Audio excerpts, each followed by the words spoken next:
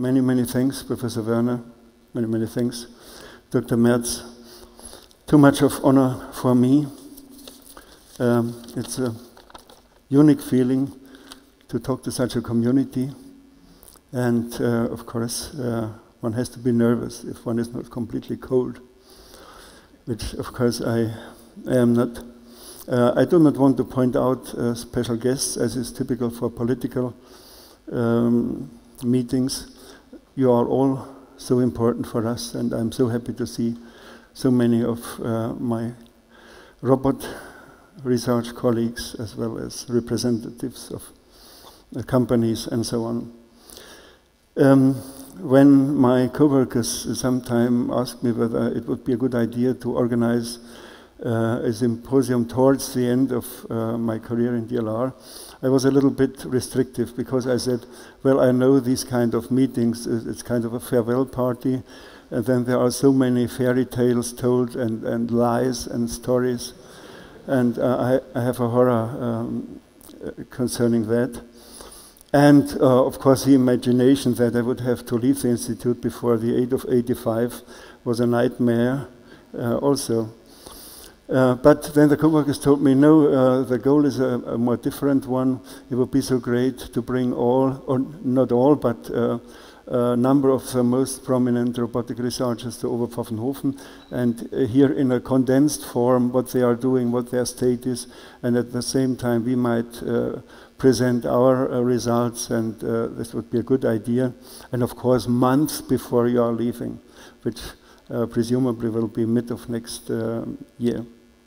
Then I agreed, and my next concern was, well, then you are inviting a number of these very well-known people, and then no one can come because they all have no time. But when they told me more or less all of them have agreed to come, I was really overwhelmed and asked myself, how far have we gone? What have we reached? And oh, I see that the plug is not in here. What have we reached, and how did this happen? All of what we have done is the work of our co-workers. One of the reasons, the first reason why we could reach so far, growing up from 4 to 5 people 35 years ago, up to about 300 people at the moment. I think there are major reasons. One is that we had good luck in hiring so many brilliant and excellent engineers, and we could convince them that their work is more or less identical to their hobby, and therefore salary is of minor importance. That was, I think that was very, very important. The second is that in the last 25 years, we had directors in DLR which always have supported us. That's so important. They have seen the potential of mechatronics. That was very important for us. Started in '86 with Professor Kröll, who will come in the afternoon, Professor Wittig then the next, and now Professor Werner, who is also very much in favor of our work. And Professor Titus as the new program director, I think in the same way as Thomas Reiter before. And the third reason was that the ministries recognized the importance of mechatronics, starting with the Bavarian Ministry of Economy, represented by Dr. Merz, and in the last years also by the Berlin, by the government, federal government Ministry of Economy.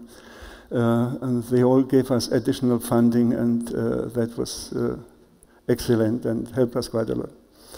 But all what we have achieved is the work of our excellent co-workers, not really of mine. I just try to inspire and push forward, and I did not want, maybe I have to correct you a little bit, Professor Werner, I did not so much try to control the Institute, but more DLR as a whole, because I, yeah, because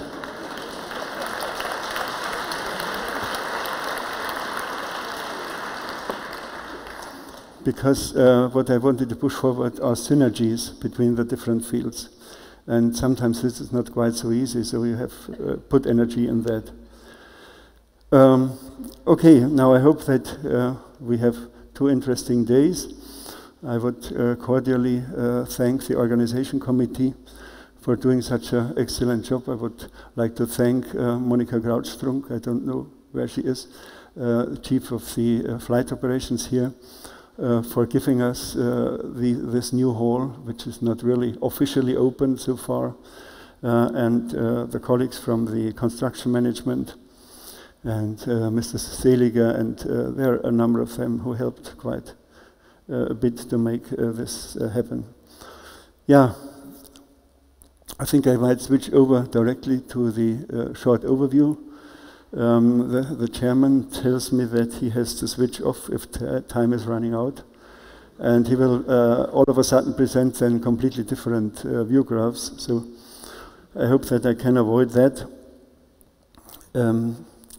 What are we doing? It's worthwhile to look a little bit back. We have this year 50 years of robotics. We have been in that field now for 35 years, and would show a few pictures of the past.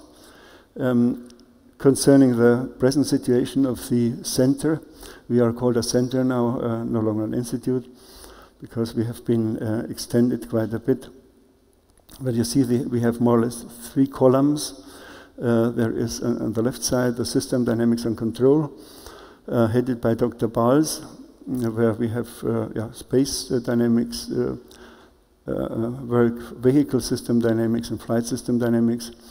Then we have the middle column with the departments Mechatronics, Component and Systems, Markus Grebenstein, Albo Schäfer, most of the robotic colleagues know them, of course. Then the autonomy and teleoperation by Christoph Borst, and the perception and cognition headed by Michael Super. And in Berlin, you see the number of co-workers where we have, there are 3 departments, the optical, sensorics and electronics by Dr. Eckert, information processing of optical systems, Mr. Berner, and the sensor concepts and applications, Frank Lehmann. Yeah. This is a picture from the left column, the department of Dr. Bals. I think the most interesting development they made is a simulation framework, modeling, dynamic simulation with a language, a multidisciplinary modeling system, Modelica Dümmeler. It's also now part of the well-known CATIA systems distributed by Dassault systems in France. And they are able to model and control, advanced control, of course, is another big topic there, to model and control the most complicated systems, be it airplanes with elastic modes, be it high-speed trains, be it cars, and, of course, also industrial robots. And this is one example of interdisciplinarity in our center. For example, when a robot moves in a normal way with a big weight, it vibrates typically. And what we could show already in the middle of the 90s, that by calculating the dynamic model in real time, it is possible to control the motor currents in such an intelligent way that nearly no longer vibrations occur without changing the electronics, without changing the mechanics. I think that was a big step and gave our partner KUKA a big help, and today they are number 3 in the world, and I think we could contribute quite a bit to that development. But generally speaking, in Oberpfaffenhofen we have these kind of different topics, mainly space robotics seen up here, with lightweight robots as one result, the close cooperation with leading robot manufacturer, then the transfer into medical robotics, then in Dr. Bals' department, the vehicle systems and the airplanes, aircraft control, and we are more and more moving also into UAVs. And in Berlin, historically, the colleagues have been developing satellites. This is a fire detection satellite, the only one which DLR so far has developed. The new one is in preparation at the moment. They have developed a number of cameras over time, got license fees, considerable amounts, are developing new camera systems, and have some spectacular big contracts, for example with South Korea, concerning a reconnaissance satellite. The focal plane is developed in Berlin, but also planetary missions are prepared, like the MARTIS, the multispectrometer for the Mercury mission, Bepi Colombo. Okay, but I focus on in the middle column. Already in the early 80s, our goal was to reach at direct interaction with robots and sensory feedback. That was our main concern, and you see how we did these first experiments, controlling two robots, sensor controlled. Each one has its own force sensor with one control ball, and was really one of the first sensory feedback examples, at least in Germany. And you can see here that then we wanted to have this learning by demonstration paradigm by fixing such a control ball at the robot. The robot had an own force sensor. We could press it on the contour, or the robot pressed on the same amount which the human hand exerted here, and we wanted to show the robots directly what they should do. I think this is today a big story, and Rüdiger Dillmann and others will address this topic in the next talks. Of course, the big step forward was then the Robotics experiment in '93 with a small robot inside Shuttle Columbia, remotely controlled from ground, but also controlled by the astronauts. Had to do typical tasks like assembling a truss structure, dismounting a bayonet closure, and taking a small object, giving it a kick, and trying to catch it again. And the delay was 6 seconds approximately, so you see the camera sent the pictures down to Earth, the computers tried to estimate the motion, sent up the command to grasp, and then we had to wait about 6 seconds whether the reality would do the same as computer graphics had done before, and it did. And I think we had good luck in this experiment, but it was really very positive for our development. A spin-off product came out, the Space Mouse, which is still the most popular 3D man-machine interface, mainly for computer graphics, but also KUKA is controlling the robots with them, and has become a big license payer for DLR. And then in '99, we had a second chance to control a robot in space. It was the Japanese ETS-7 mission. Again, we demonstrated the remote programming from ground, disassembling the task into subtasks and sending up the program when the virtual reality promised that the robot would do the same in reality. But there was another big topic. For the first time, we moved around a robot on a satellite and thus did active attitude control. And this is an interesting technology even today, because you are moving around masses in space, and then they are in rest. They are not permanently rotating, what is typical for this control moment gyro technologies. And especially for new optical satellites, we are discussing intensively how we should integrate this technology. You see some pictures here. The Earth, a wide rim. I think the satellite was under 800 kilometer high. He's moving out now and finally sees the solar panels. And in this way, we did satellite attitude control. Okay, here you can see the effect. If a robot on a satellite reaches out and comes back in the same way, the satellite is in the same position again. If it moves out and comes back in another way, then you can reorient the satellite. And down here you could see that a gripper may make the same motion, but when the joints of a redundant robot are moving differently, then the satellite is also reoriented in a different way. So our plans are to use this kind of effects maybe with high torque reaction wheels, not with an arm really. You can see how the robot is moving, the satellite. And of course, one of the main problems is that when you have turned around the satellite, maybe there are vibrations in the solar pedals or other elastic systems, and you have to control them by very fine motions, which you cannot see here, so stabilizing the whole system. Yeah, Professor Werner mentioned already, for 6 years we had now on the space station a small arm, the Rockwiz arm, torque-controlled joints, lightweight robot joints. With a stick it could move along the contour, and we could feel the forces exerted by the robot on ground by using a force-reflecting joystick, similar to what the kids are using today. So we demonstrated telepresence on one side. That means you want to have the feeling as if you could work on a remote place, but this place is not directly accessible. You have to transfer video, especially stereo video back, and the forces if possible. That was a beautiful demonstration, and also the proof that our joints would withstand 6 years of free space, and they did. You can see here some images were taken when the robot moved with his 2 eyes. And the nicest thing at all, I think, was when Mr. Landzettel, who is heading these projects, controlled the robot from his private home in the last month. So by internet and laptop and handy, you can control robots in space. That was the message.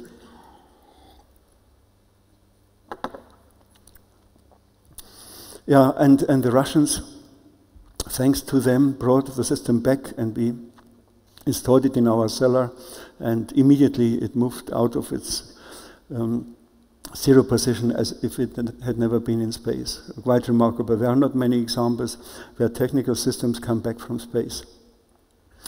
Of course, we want to proceed. What we would need are much better communication channels. We should be able to use one geostationary satellite to get the link to a low orbit system, robot system, and back again. In this case, we would only have half a second delay that holds for the whole Earth orbit. And if the robot is in geostationary orbit, we have to go up only once and back, and we have only a quarter of a second.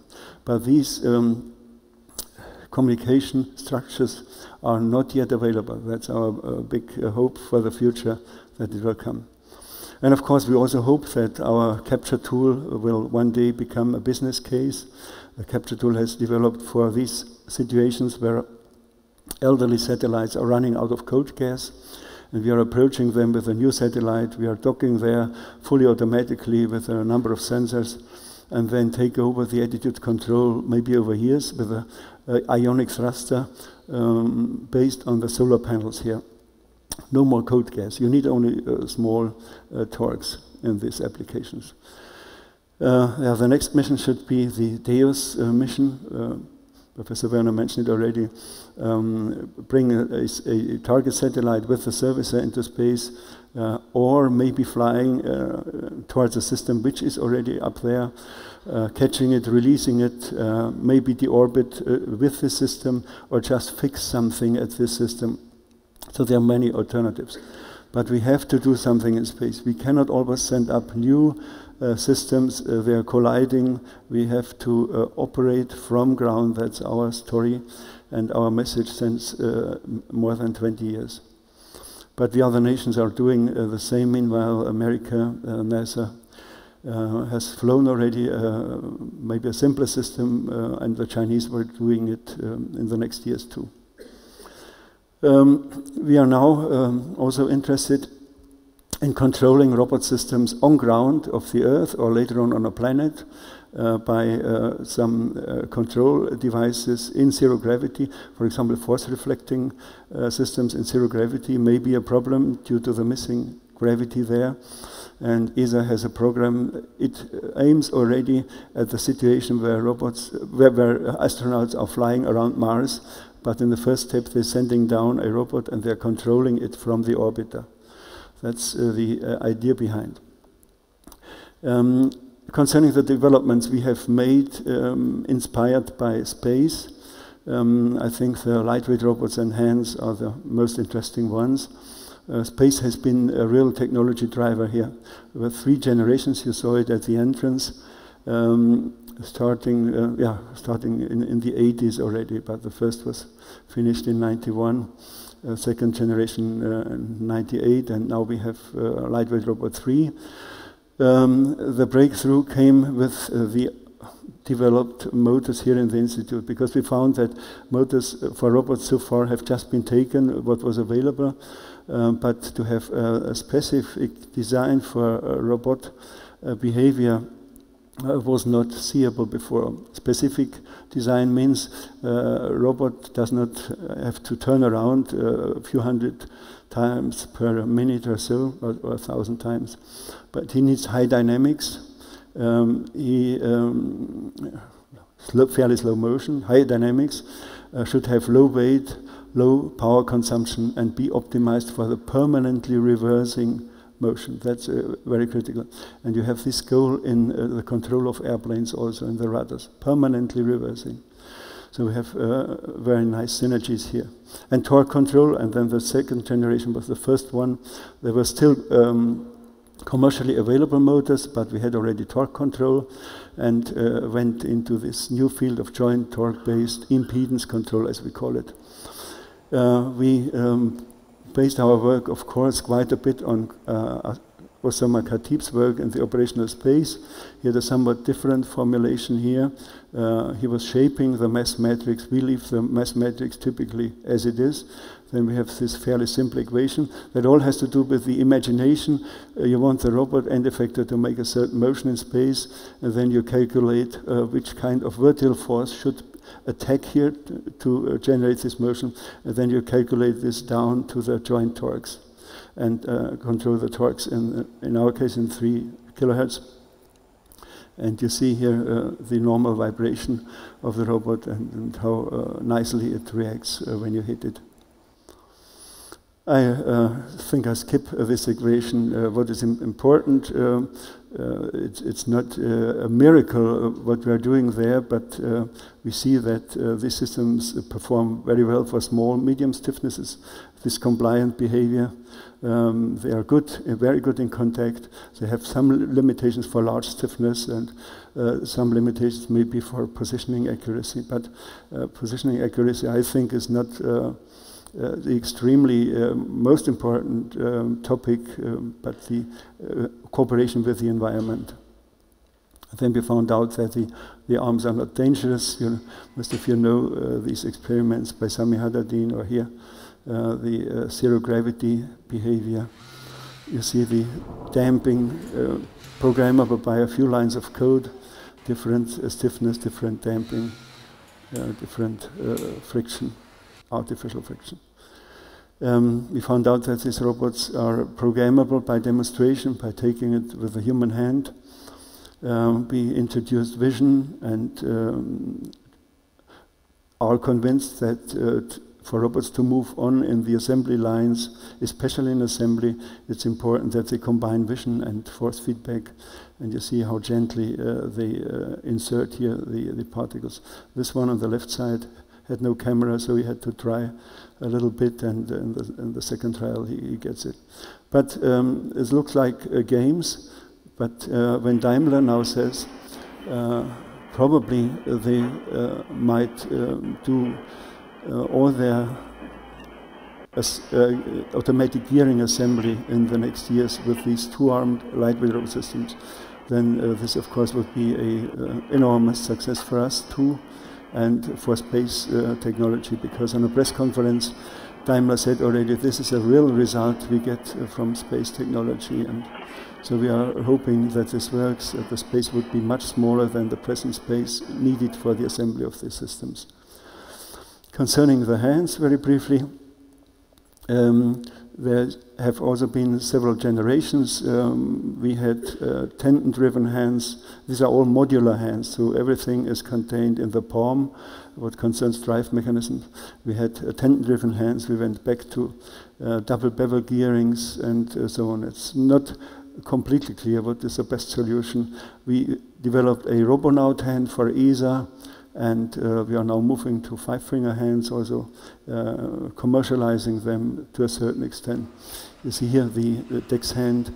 We say Europe's first Robonaut hand with 25 Newton grasping force, and many tests we made. And it's already a nearly space-qualified version, or we think we could fly it in the future in space. The hands also have these impedance control characteristics, and the whole hand-arm combination, the upper body of this Justin base system was also compliant, and you could touch it wherever you want and it reacts. And of course people are often asking us, well, you are doing space robotics, but this is then only 1 or 2 systems. Is it helpful for us on ground too? And we say, okay, maybe not the present system, it's still too big for these applications, but service robotics at home, in terms of fetch-bring services all over the day and night, will be a big story. It's much more addressed already in Asia, the overaging of our societies. And this is what they can do, prepare simple meals, not replace human attendance. That's not the goal. I always say, be careful here, do not promise things which are not reasonable. You cannot replace human attendance, but doing the simple things, fetching somewhere to eat or drink, and then, yeah, we started, you will see it in the laboratory, with the impedance behavior of the, or compliance behavior of the whole robot arm, built up a mobile platform, and in case maybe there might be something not working, I show this video shortly, the catching balls, where the robot has, in the first scene he is looking straight forward, in the second one he is looking after the ball, and yeah, even more complicated is, of course, when 2 balls are thrown at a time. So maybe you to try it at home and see how good you are in performance here. The Japanese have been or are in advance what concerns running machines, humanoid robots with legs, but I think we are coming up here with our own developments based on the lightweight robots. You can see here some short examples, and you will see a little bit more, I think, in the laboratory. This compliant behavior, of course, is also active here. And yeah, we will see how far we can get with this technology. Our long-term goal, of course, is robonauts and rovonauts in Earth orbit on planets and moons, repairing telescopes or other technical systems in space. This is quite clearly the message here. And we are very happy that NASA now says we want to have a closer cooperation with you. This kind of tele-operation of arms, you can see it also in our exhibition, relies on the fact that the lightweight robots are force-reflectable hand controllers, force-reflecting hand controllers.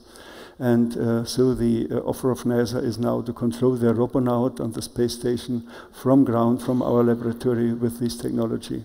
That's of course very exciting. André Schiele with his exoskeleton in ESA will try to do maybe similar things even from the space station. We have a good cooperation here. The applications we have in mind are always also looking after biological or medical applications. So, for example, with the remaining nerves here, well, this guy had the hand still, but if it would be an amputated person with the remaining nerves, we can control 5 degrees of artificial fingers meanwhile. And one of the most motivating results in the recent past was this experiment at Brown University, where a patient who is paralyzed from the neck since 30 years got an implant, electric connectors to the neurons in the brain, and by a fairly short training she was able to drink by herself without additional aid after these many years. And of course this is very motivating for our co-workers. Medical technology is anyway a very exciting world. A group that came out from NASA realized this telepresence concepts in a company, Intuitive Surgical, and they have surgical robots where the doctor can operate from a few meters distance, and you see the principle that they are that the doctor is transferring the motion of his hands and fingers into the interior of the patient, which is not accessible. The barrier is here, the human body. The systems are fairly big and they're very expensive. We are developing a small system. You can see it in the exhibition. High electronic integration. I think the best we could do so far in terms of electronics and integration. And there are many new features around that. Our dream would be to automatically follow the beating heart. And you can see it here. And the surgeon then, by stabilization of the image, would see a heart which is more or less in rest and instruments which are more or less in rest. And yet, in reality, everything is moving synchronously. So one would no longer have to stop the beating heart. If the operation really would be not successful, we have an artificial heart which can be implanted, and a company which develops these systems now for hospitals. And this artificial heart does no longer need any cables and wires through the body, and has only an energy transfer battery pack mounted somewhere in a pocket, and then a coil transferring the energy into the interior of the body. Coming to the next years of our robot arm development, I think they will be twofold. On one side, we are developing new systems where we combine what the roboticists call the combination of admittance and compliance, or impedance control, so joint torque control, but also external sensors in the wrist and in the base, and also with a lot of tactile sensing. You see, we have developed tactile sensors where you can blow on the robot and the robot reacts. So very high sensitivity. All this will come together in the next generation. But also very interesting that we could not throw a ball with our lightweight robot really, but with new concepts which we call variable stiffness concepts where we need some passive compliance, spring type energy storage. We all of a sudden could throw this long distance. And we found out that this spring type behavior is very important in the human arm, and one has to realize it typically by 2 motors per joint, like in the human arm, the biceps and triceps. So we have 55 motors in these arms, and again, tendon-driven, no longer modular, so all the drives are in the arm. But we have never been so close to human performance before. Nearly the same weight, the same dynamics, and the same forces as the human arm. We will see whether this is the final solution, but here you can see how these variable impedance actuators work. And this is just one version which is integrated in the fingers. If the motors move in the same direction, then the joint here moves. If they are moving in the opposite direction, it's just the stiffness is changed. And if the external arm is hit by some obstacle, then just the vibrations are absorbed here, and then the motors can react.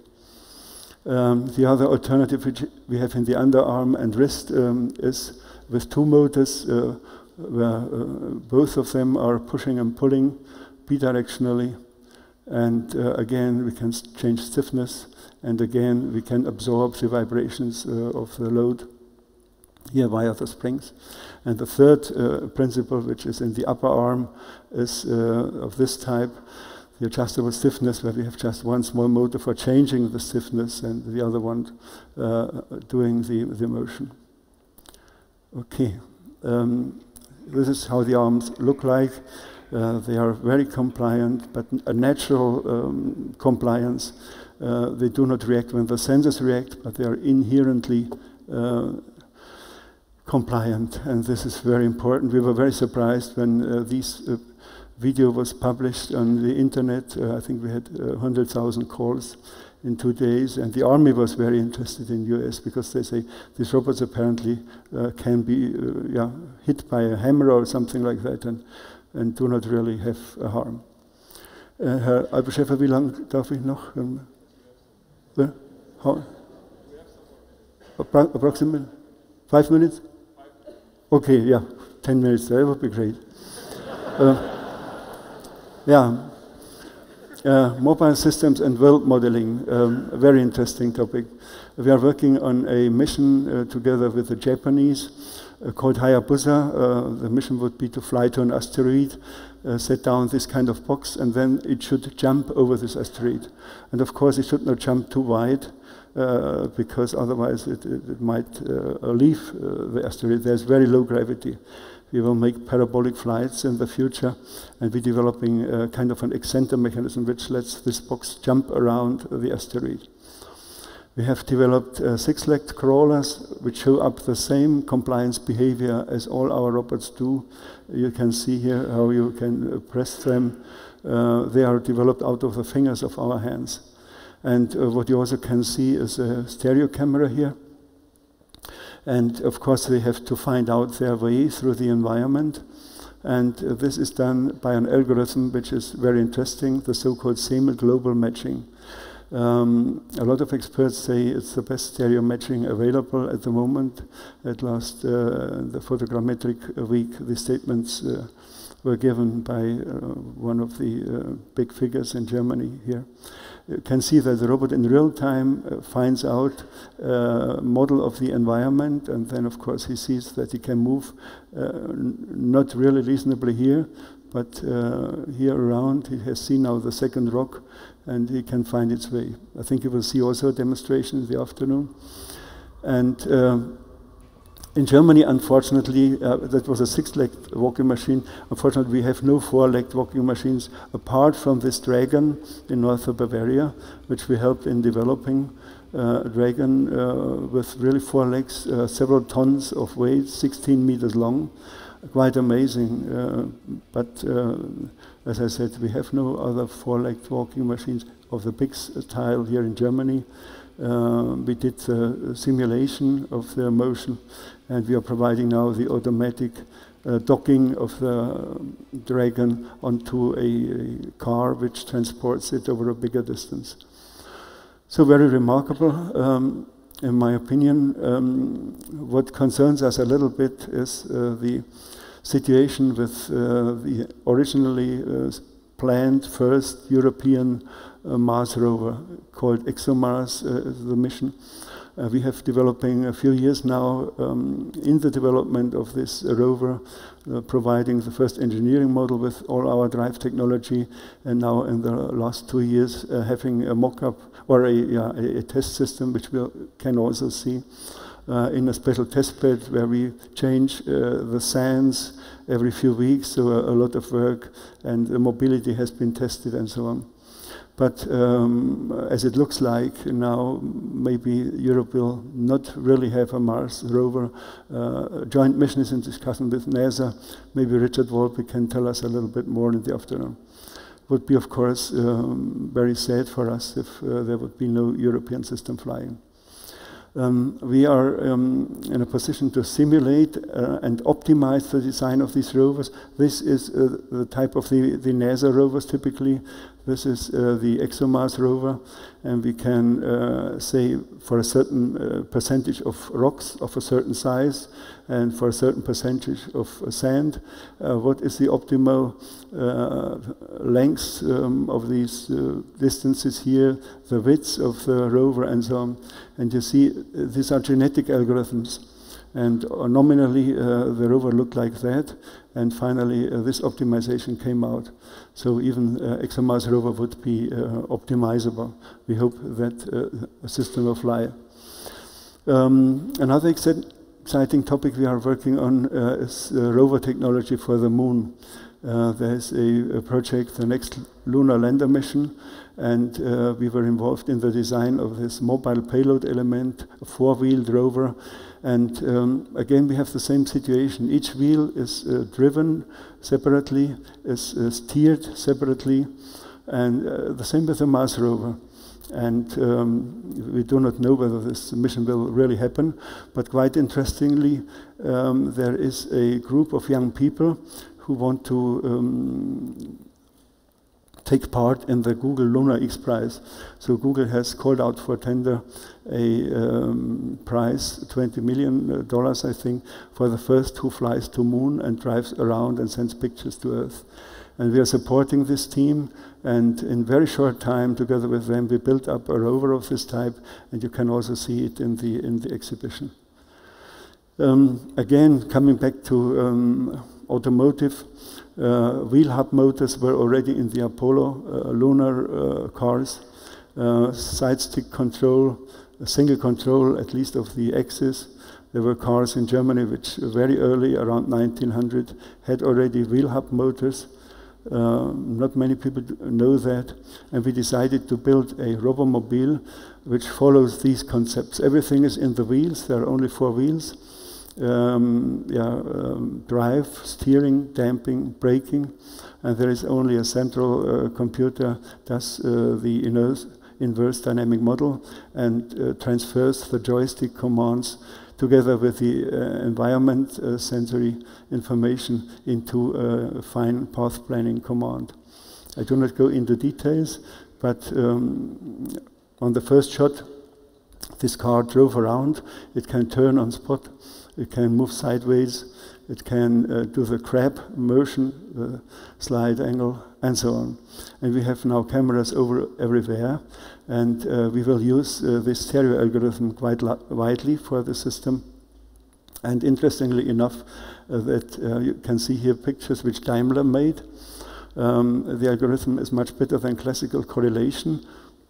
On the left side, correlation, and the SGM algorithm is much dense, as we say. And the interesting observation is that Daimler is in the final round of the German Zukunftspreis, Future Award, which will given by the federal president in December. We'll see how it works out. Dr. Franke is here, who has developed the system for Daimler, and we have a cooperation meanwhile. So it's quite interesting story. My final topic then is, and has to do with that, is the 3D modeling from space or from the air. We tested this algorithm and adapted it to pictures of the Mars camera, which is flying since 6 years or nearly 7 years around Mars. And the planetary researchers in Berlin gave us the data. This is the biggest mountain in the solar system, approximately as big as Germany. These mountains are approximately 7 kilometers high. And yeah, this is how it looks on Mars. Experts say there must have been water, otherwise these lines are not explainable, and there is also water ice on Mars visible.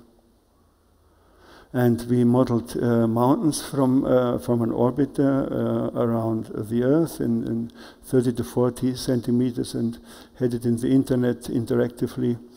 And we have flown over regions in Europe, the mountains, and modeled mountains like Matterhorn in up to down to 20 centimeters resolution. What are we doing with the landscapes? We are using them for in the future pilot training. You see this is a flight simulator, movable on a rail, based on a robot, has much higher mobility than the classical training simulators have. And this might be also a major branch in a company like KUKA, new applications for robots. You see the new camera systems from Berlin, oblique cameras. That's one of the big problems for city models, that we have to look aside and get the facades. And you can see here how precise these cameras and the processing meanwhile is. These are chimneys which are modeled in a nearly perfect way, in a few centimeters resolution. And this is a beautiful mechatronic topic. You have cameras, you have an airplane, the cameras have to be stabilized, you have a lot of dynamics. And when you want to become very light, then we are just moving around a mirror. That's the newest development. So I think that's the utmost of what you can reach with reducing the weight. This was a little bit of background for this airplane. I was very impressed when the chief of EADS was here and said, we would like to build such an airplane with you. You see the partners here, EADS and Steinbeis donation, and we think that your motors are the secret for these planes, because they are low weight, permanent reversing, optimized, and minimal power consumption. And so we built such an airplane together with these 3 partners and a model building company. And last Sunday it flew for the first time unintentionally. We just wanted to make a kind of rollout trials. And you can see here, all of a sudden the airplane lifted into the air. and yeah, all of a sudden it lifted off, and it was a big surprise, and everyone was very excited. And so I really think that time is mature now for the systems concerning the efficiency of solar cells, concerning the efficiency of accumulators, and concerning the performance of our lightweight robotic motors. Landed safely again, and so on. Okay, should not take too much time. We have several flight systems, meanwhile, in the Institute, because UAVs are a combination of flight technology and robotic. We are detecting pathways, runways, and so on. And this was the first trials for grasping something from the air with a small helicopter and a prosthetic hand. And it's not manipulation that will last much longer, but the first trial to take something, grasp something, and maybe you have seen these scenes already where we fly around the church and let the flying robot make a number of photos. It starts from the graveyard, flies around and generates a 3D model. It sounds so simple, but of course the processing is not quite easy. But it's an interesting technology with many applications, even in space. If we fly around another satellite, by just taking pictures, we want to generate a 3D model of what the satellite looks like. These were doctoral students. They are now leading a company which is very, very successful, and this is a model of this church in 5 centimeter resolution. Okay, and coming to the end.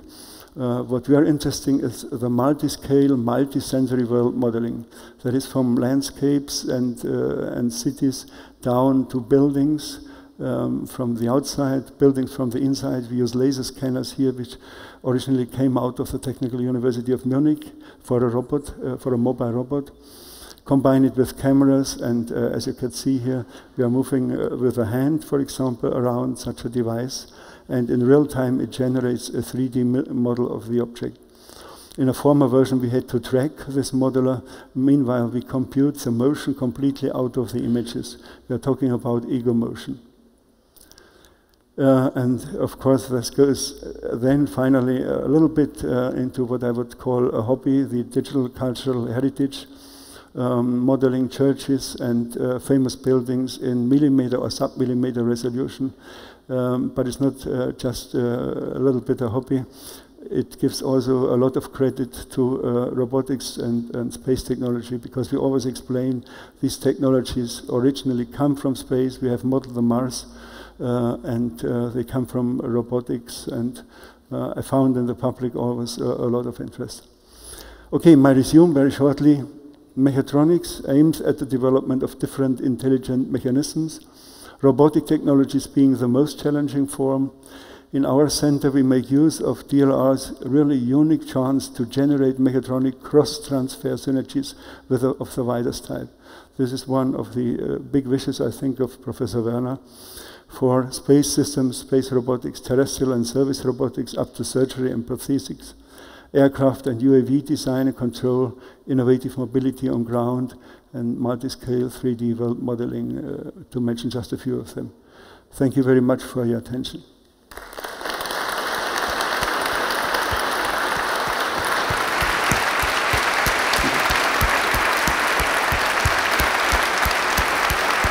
Thank you.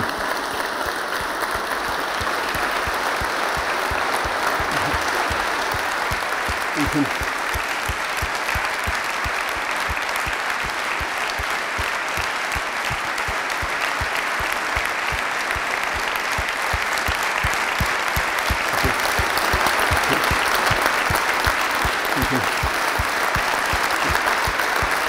Thank you. Thank you.